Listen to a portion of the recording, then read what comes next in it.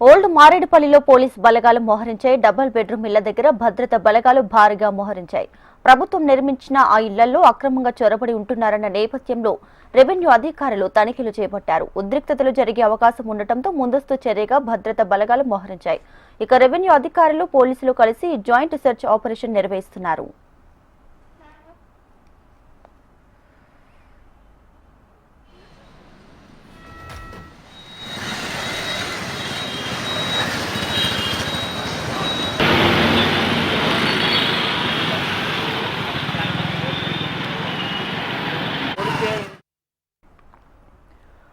Right, old మారేడుపల్లిలో పోలీసులు అయితే భారీగా మోహరించారు. డబుల్ బెడ్రూమ్ ఇళ్ల దగ్గర భద్రత బలగాలు మోహరించడం జరిగింది. దీనికి సంబంధించి లేటెస్ట్ అప్డేట్స్ మా ప్రతినిధి ఆర్కే అందిస్తారు. ఆర్కే,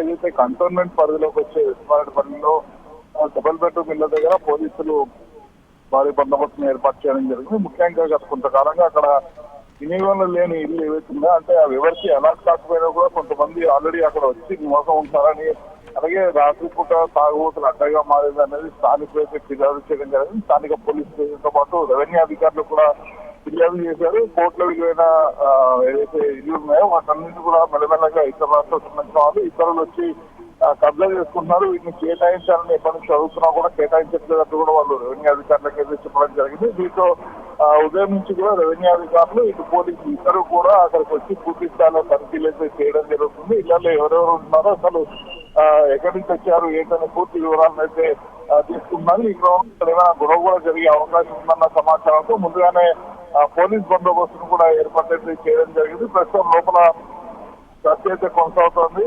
వాళ్ళకి సంబంధించిన పూర్తి ఆధారాలు వివరాలు అన్నింటి కూడా తీసుకున్నారు. ఇప్పటికే అందులో కొంతమందికి ఇళ్లను కూడా కేటాయించలేదు. ఇళ్లు కేటాయించిన వాళ్ళకి సంబంధించిన డీటెయిల్స్ తీసుకోవడంతో పాటు ఎవరైతే ఇల్లీగల్ గా వచ్చి అక్కడ నివాసం ఉన్నారో వాళ్ళకి సంబంధించిన పూర్తి వివరాలు అన్నింటినీ కూడా తీసుకోవడం అయితే జరుగుతుంది. ప్రస్తుతానికి అయితే చర్చ అయితే కొనసాగుతుంది.